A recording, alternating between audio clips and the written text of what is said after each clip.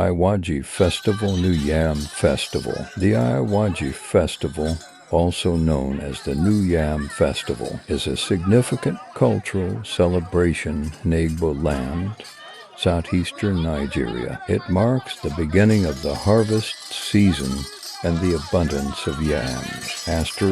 Date. Typically takes place between August and October, depending on the community. Significance.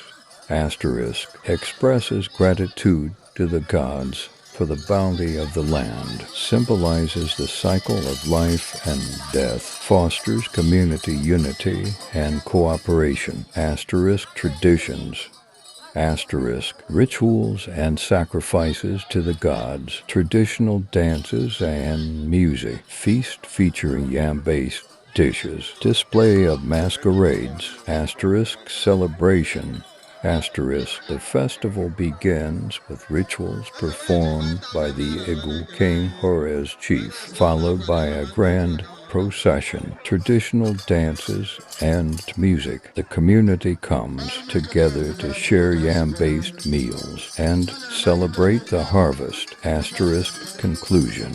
The New Yam Festival is a vibrant celebration that showcases Igbo culture and traditions, reinforcing community bonds and appreciation for the land's fertility. Would you like more information on the New Yam Festival or Igbo culture?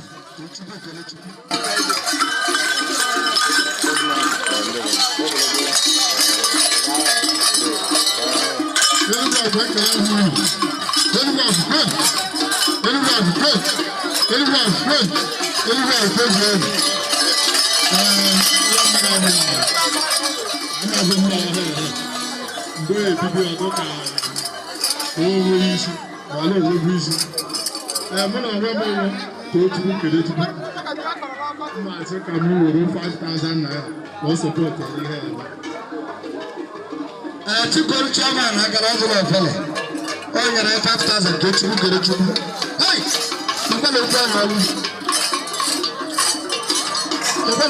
alụ okwu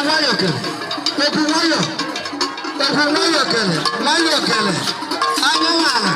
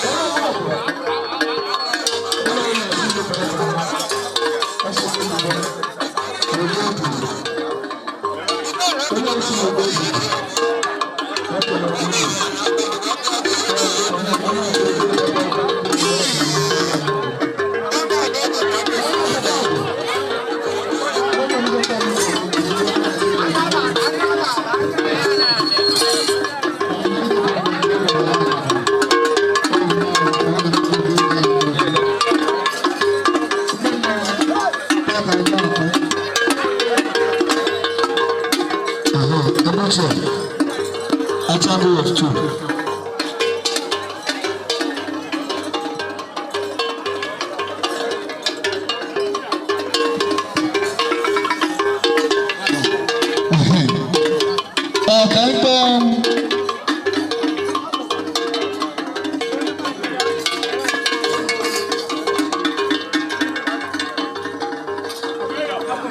Razu dog.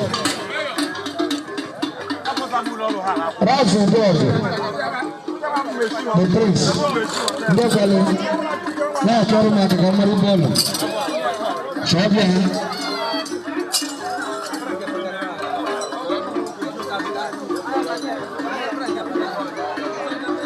Lano. Hello. Traz lá esse negócio na kamari bolo.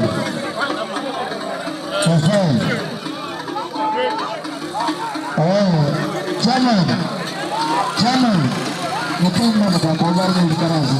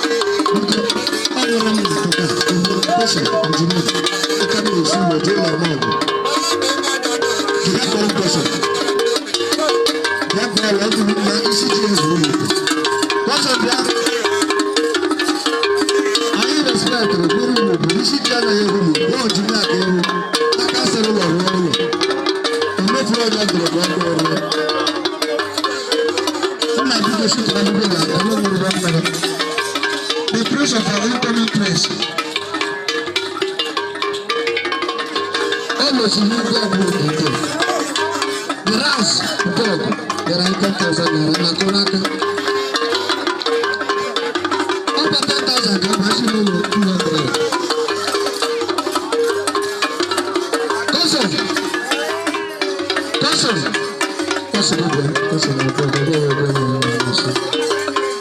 Cousin, na talk to me now. Baba, you guys need to make a rush. What's not going to be? You get 13 years old, cousin, for Gaga. It's your cousin for 13 Gaga. Online Japan. I have to tell you that it's your cousin. It's your cousin. Let's make a